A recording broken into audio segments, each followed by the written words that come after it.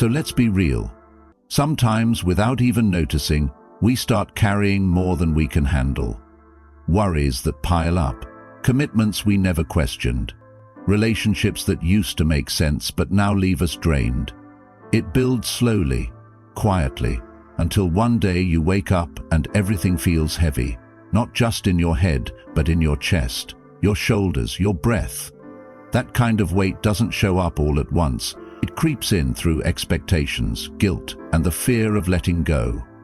And the hardest part? Some of that weight is wrapped in love, in memories, in people you care about, which makes it even harder to put down. But what if peace isn't something you chase or add to your life? What if it's what's left when you stop holding things that no longer belong? In this video, we're going to talk about 7 things you may need to quietly release. Not with drama, not with explanations, but with clarity and self-respect. Not because you don't care, but because you finally do. Let's begin. 1. Other people's drama. Do you ever feel like you're carrying everyone else's problems on your back? Like you're the go-to guy, the fixer, the rock always stepping in, holding it all together, but deep down, you're worn out? Not physically necessarily, emotionally, mentally, quietly. You don't talk about it, because that's not what men do. You just carry it. But here's the thing. Not all of that weight is yours to carry. Sometimes, without even realizing it, we start living someone else's life. Their stress becomes our stress. Their chaos becomes our problem. Their battles become ours to fight. We don't mean for it to happen. We care, we love, and we want to help. But over time, that help turns into something heavier. It starts draining us, slowly, quietly.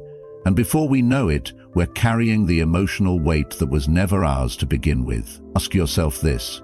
How many times have you walked away from a phone call, a family dinner, or even just a conversation, feeling completely wiped out, like someone reached in and stole your peace? That's not a coincidence. That's emotional overload. And more often than not, it belongs to someone else. Take Helen, a retired nurse in her 70s. Her life had always revolved around her family. When her daughter went through a messy divorce, Helen didn't hesitate. She poured herself into helping, emotionally, financially, physically. She gave up her hobbies, skipped her own medical appointments, and dipped into her savings to support her daughter. For months, she was completely consumed by someone else's pain. And then one day her daughter said something that stopped her cold. "Mum, I love you, but when you try to fix everything, it makes me feel like you don't think I can handle my own life." That moment made Helen realize something powerful. In her effort to protect, she had unintentionally disempowered. In trying to love, she had forgotten how to take care of herself. Even Princess Diana, someone loved by millions, spoke about this. In an interview, she said, "You wake up and realize you've become a sponge for everyone else's pain, and there's no time left to feel your own." That's the risk. When we absorb everyone else's drama, we stop living our own lives. Marcus Aurelius said it clearly. Tranquility comes when we stop getting involved in the affairs of others. It sounds simple, but when it's someone you love, it's one of the hardest things to do. Because we think stepping back means we don't care. But the truth is, letting go of what's not yours to carry is often the most loving thing you can do. It creates space for them to grow and for you to breathe. Look at Keanu Reeves, a man who's faced deep personal loss. His daughter, his partner, his best friend. And yet, he's known for his calm, his kindness, and his ability to stay grounded. He helps others, yes, but he also protects his energy. He knows the difference between showing up and being consumed. So think about it. Whose problems are you carrying right now? How often do you confuse love with obligation or empathy with responsibility? Supporting someone doesn't mean solving their life. Being there doesn't mean sacrificing your peace. You can care without losing yourself. Seneca once said, "A man at peace with himself needs nothing from anyone." That kind of peace comes when you stop trying to fix everyone. When you learn to say, "I'm here for you, but I won't carry what's not mine." And when you do, something powerful happens. You get your energy back, you get your clarity back, and most importantly, you get yourself back too. The fear of rejection for saying no. Have you ever said yes when every part of you wanted to say no? Maybe it was a favor you didn't have the time or energy for. Maybe it was an invitation you didn't want. Or maybe it was a commitment that pulled you away from what really mattered to you. And you said yes anyway, not because you wanted to, but because you were afraid of what would happen if you didn't. That uncomfortable silence, that disapproving look, that fear that someone might think you're selfish, difficult, or ungrateful. So you gave in. You betrayed yourself, just a little, to avoid disappointing someone else. This fear of rejection, it's one of the most common, quiet burdens we carry, especially for men in midlife. You've spent years being dependable, reliable, the one people can count on. But somewhere along the line, saying no started to feel like letting people down, like failure. And yet, every time you say yes out of guilt or fear, you chip away at your own well-being. Peter, a 68-year-old retired mechanic, knows this too well. On the outside, he seemed calm and in control, but inside he lived under constant pressure to please everyone. If a neighbor needed help, Peter showed up. If his son needed money, Peter found a way, even if it hurt his own finances. One day, his grandson asked him to help with a move. Peter said yes, even though his back had been bothering him for months. He ended up throwing it out.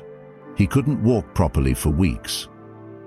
Lying on his living room couch, icing his spine, he finally admitted something to himself. Saying yes to everything was slowly breaking him down. The first time Peter said no after that, his stomach was in knots. He was sure his family would be upset. But to his surprise, they adjusted. His son respected it. His friends understood. And most importantly, Peter started respecting himself again. He realized something powerful. Real connection doesn't require constant sacrifice. It requires honesty. You don't have to be available 24/7 to be loved. You just have to be real about what you can offer and what you can't. The Stoics had this figured out long ago. Marcus Aurelius said, "If you seek the approval of others, you become their slave. But if you seek your own approval, you are free." That hits hard, because the truth is, the people who genuinely care about you, they don't want you to burn out.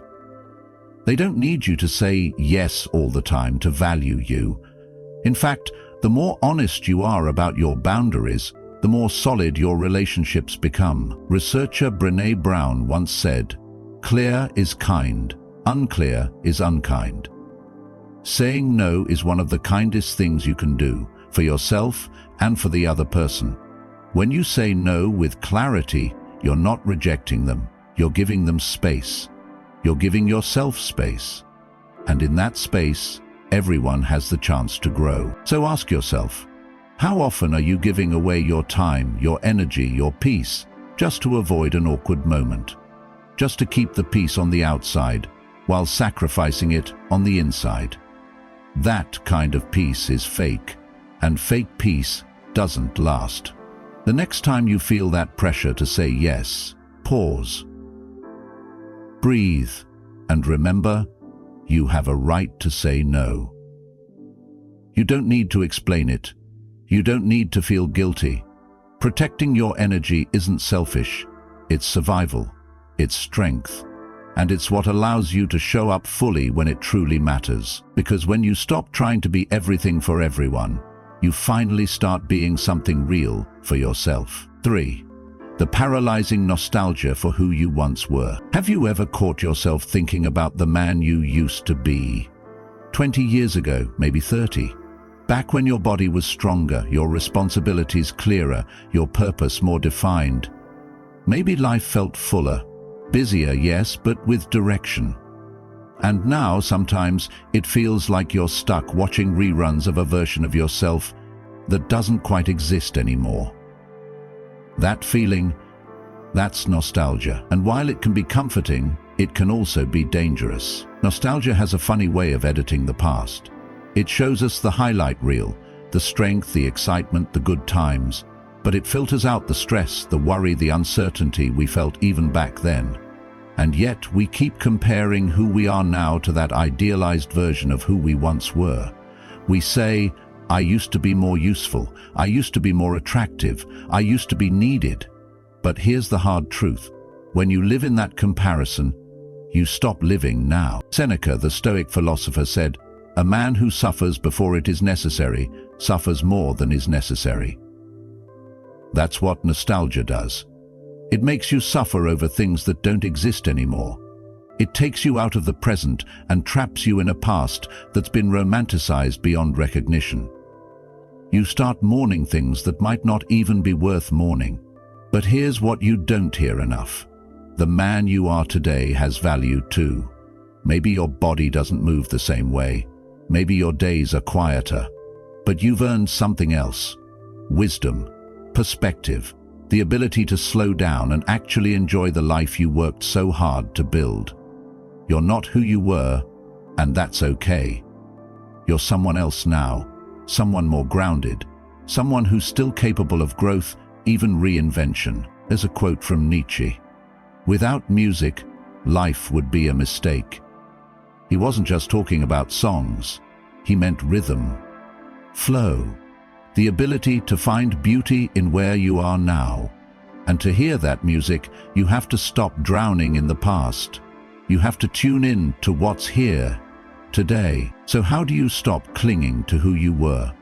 You don't forget that man, you honor him. You say thank you for the lessons, the strength, the years. But then you let him rest. You stop trying to bring him back. Because the truth is, your life didn't end at 35 or 45 or 55. It's still happening. And the version of you right now, gray hairs, softer body, quieter days, is still worthy of respect. Eckhart Tolle said, "The present moment is all you ever have." That's not just spiritual fluff, it's survival. When you stop treating the present like a downgrade, you start to see it as an opportunity. The truth is, the best chapters of your life might not be behind you.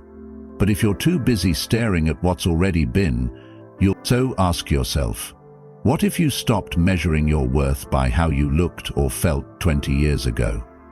What if you looked forward, not to reclaim what's gone, but to discover what's still possible?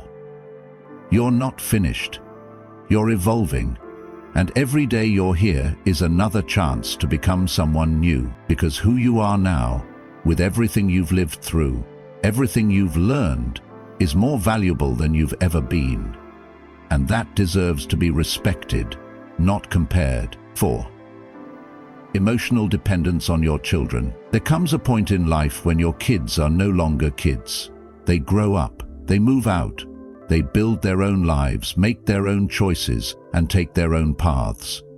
And while you're proud, you really are, there's a part of you that feels left behind.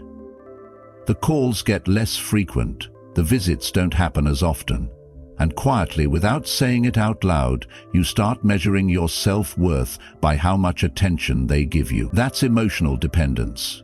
And it can feel like a slow, silent heartbreak. You see, no one prepares you for the emotional shift that happens when your children no longer need you in the same way. It's not rejection, it's life. But that doesn't make it any easier. You might start wondering, did I do something wrong? Have they forgotten about me? Do I still matter to them?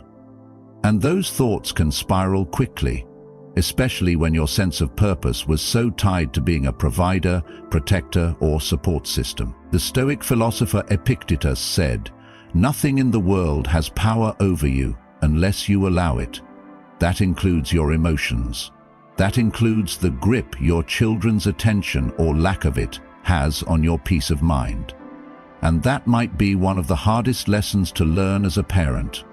Your happiness cannot depend on someone else's behavior, even if that someone is your own child. Emotional dependence doesn't always show up as desperation. Sometimes it's subtle, a guilt-tripping text, a passive-aggressive comment when they don't call, or just that lingering emptiness you feel when they don't reach out. But the truth is, They're not responsible for filling that void. Only you are. Let me give you a real-world example. Sandra, a widowed mother of 3, found herself feeling anxious every time her adult children didn't call her back. She constantly worried that she was being forgotten. One day, her son told her, "Mum, I love you, but sometimes I feel guilty just living my life because I know you're waiting for a call." That hit her hard, but it also opened her eyes. She realized that her love had become a quiet pressure, and that wasn't the kind of relationship she wanted. The poet Khalil Gibran said it best, "Your children are not your children. They are the sons and daughters of life's longing for itself. They come through you, but not from you. And though they are with you, they do not belong to you." That truth can sting, but it can also set you free. You can love your children deeply and still detach emotionally. You can be proud of them and not be dependent on them for your sense of worth. Because the more you let them live their lives freely, the more space you give yourself to rediscover your own. Your purpose didn't end when they moved out. It just changed. Think about this. What if you stopped expecting your children to be your main source of joy and started looking inward? What if you explore new interests, new friendships, Nandi routines that weren't centered around being someone's parent?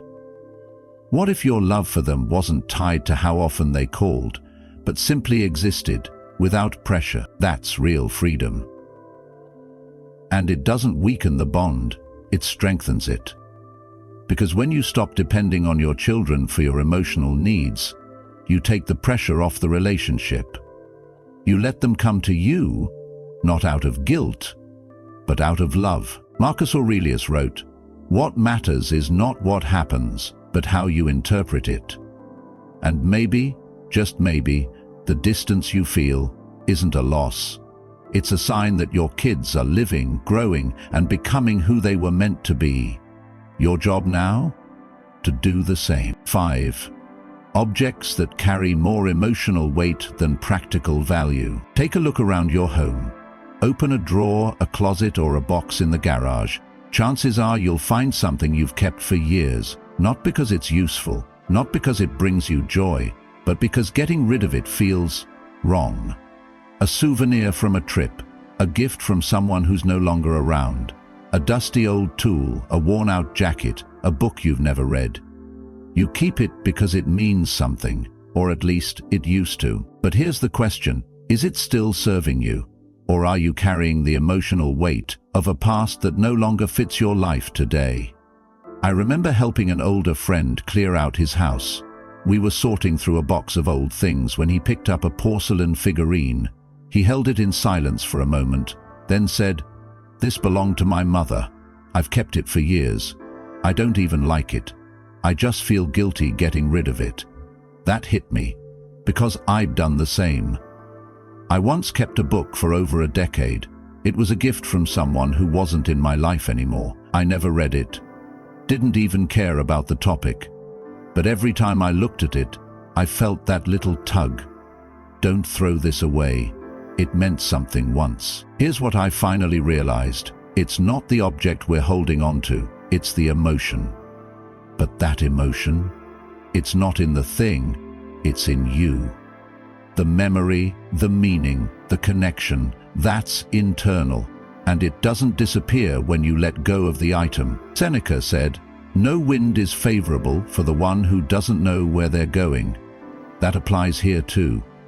When we surround ourselves with objects from the past, we risk anchoring ourselves to identities we've outgrown. We cling to old stories, old relationships, old pain, and it all takes up space, not just physically, but mentally. And let's be honest, many of us were raised with the mindset that letting go equals disrespect, that throwing something out is cold, disloyal. But here's the truth. Keeping something out of guilt doesn't honor the past. It traps you in it. That doesn't mean you have to get rid of everything. If it still connects you to who you are now, keep it. If it genuinely brings you peace or purpose, keep it. But if it just sits there, collecting dust and draining your energy every time you see it, Maybe it's time to say goodbye, not to the person, not to the memory, just to the item. When I finally let go of that book, I didn't feel regret. I felt relief. Not because I forgot the person, but because I understood that the love, the history, the chapter we shared, it already lived in me. I didn't need a thing to prove it. So ask yourself, what are you keeping that's no longer connected to your present? What clutter, emotional or physical, is standing between you and a clearer life? Letting go doesn't mean forgetting. It means making space for clarity, for freedom, for what still matters now. Because your home, like your mind, deserves to be filled with things that serve you, not things that silently weigh you down. 6. Relationships that drain more than they give. As we get older, something shifts. We start craving peace more than noise, quality more than quantity. And nowhere is that more obvious than in our relationships. When you're younger, you want to be surrounded by people. The more friends, the more connections, the better. But over time you realize, not every relationship adds to your life. Some quietly, steadily drain you. They might not be toxic in an obvious way. They're not yelling or causing chaos. But there's a pattern. They only reach out when they need something. They interrupt, dismiss, or criticize you under the disguise of just being honest. Or maybe they leave you feeling like you're not enough, no matter how much you give. And you keep showing up because you've known them forever, because you share a past, because letting go feels too harsh. But here's the truth. If someone leaves you feeling empty, anxious, or diminished every time you talk, that's not connection, that's erosion. Mahatma Gandhi once said, "The most important relationship you have is with yourself." That's not self-help fluff, it's survival. Because when you allow draining people to take up space in your life, you're sacrificing your own well-being. And often, it's not about them changing.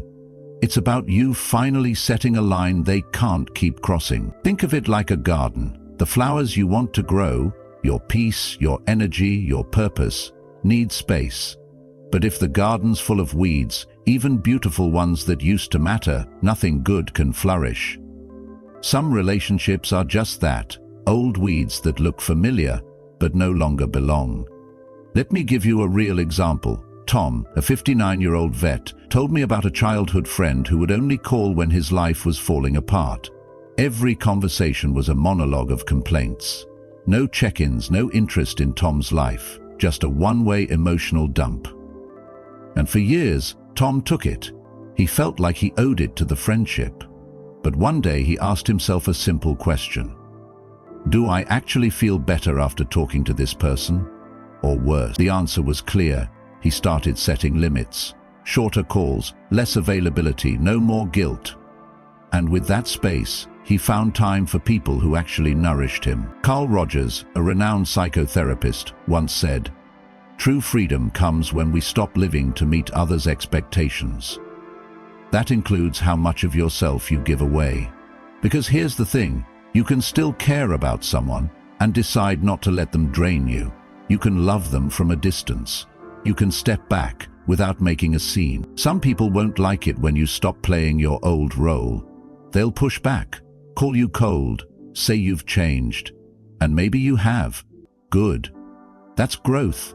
That's you reclaiming your energy. And if you're worried that setting boundaries means ending up alone, don't be. Sometimes solitude is where you reconnect with yourself.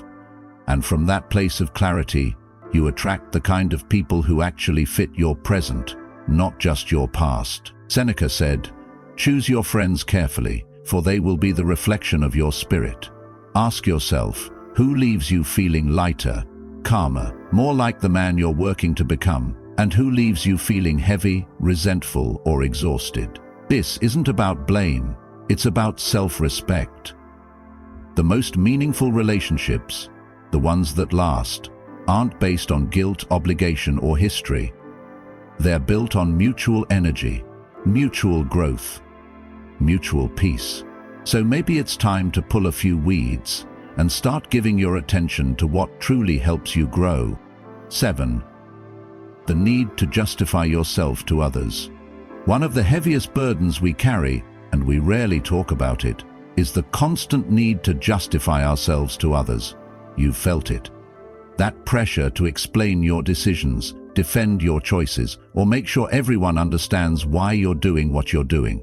Whether it's how you spend your time, where you go, what you say no to, or even how you live your life.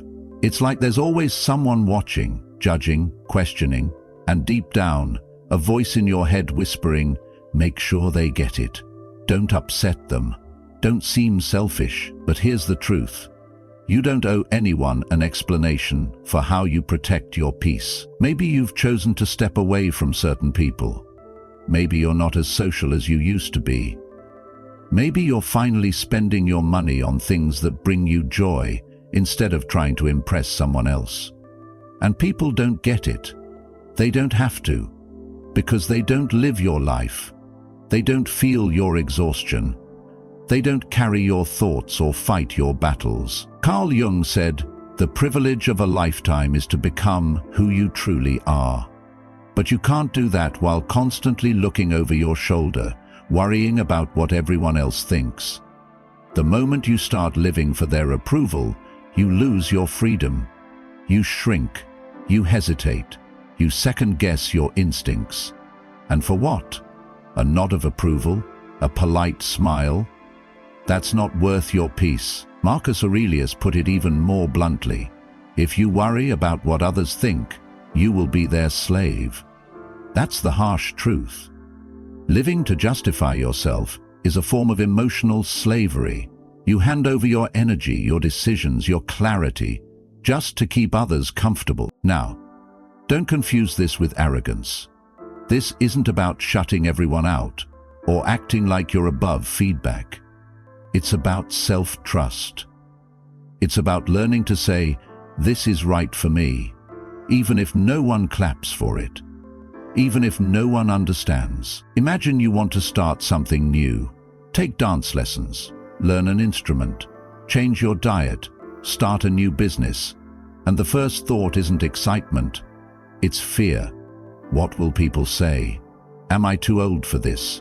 Will they laugh? But here's the thing. You don't need their permission to live your life.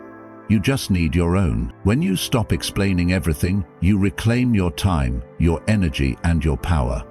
You stop watering down your truth just to make it easier for someone else to swallow. You stop asking for validation. And in doing that, you start living on your terms. Think about it.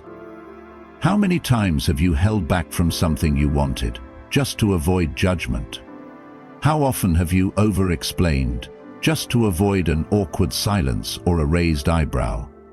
And how much of your life has been shaped, not by what you truly wanted, but by what other people expected? Anais Nin once said, "We don't see things as they are, we see them as we are." Meaning, when people judge your life, they're really just projecting their own fears and limitations. It's not about you. It never was. So, next time you feel that urge to over-explain, pause, breathe. Remind yourself, you don't need to justify what brings you peace. You don't need to explain why something feels right. Your life isn't up for debate. You're not here to be understood by everyone. You're here to live with clarity, peace, and purpose. And that starts when you stop justifying your path and start walking it. So let's be real. The things we've talked about, carrying other people's drama, the guilt of saying no, living in the past, depending on your kids for emotional fulfillment, holding on to things out of obligation, tolerating draining relationships, and constantly justifying yourself, they don't seem massive on the surface, but they wear you down quietly. Every day, letting go of them doesn't mean you've failed. It means you've finally decided to protect your peace. It means you've realized that your time, energy, and well-being matter, maybe more than anyone's expectations ever did. You don't need to explain it to anyone, You don't need to wait for approval, you just need to choose it. If this message hit home, do me a favor. Hit the like button, subscribe, and drop a comment below. Let me know. What's one thing you're ready to let go of? I read every message, and I'd love to hear your story. Thanks for watching, and remember, peace doesn't come from adding more. It comes from removing what no longer belongs.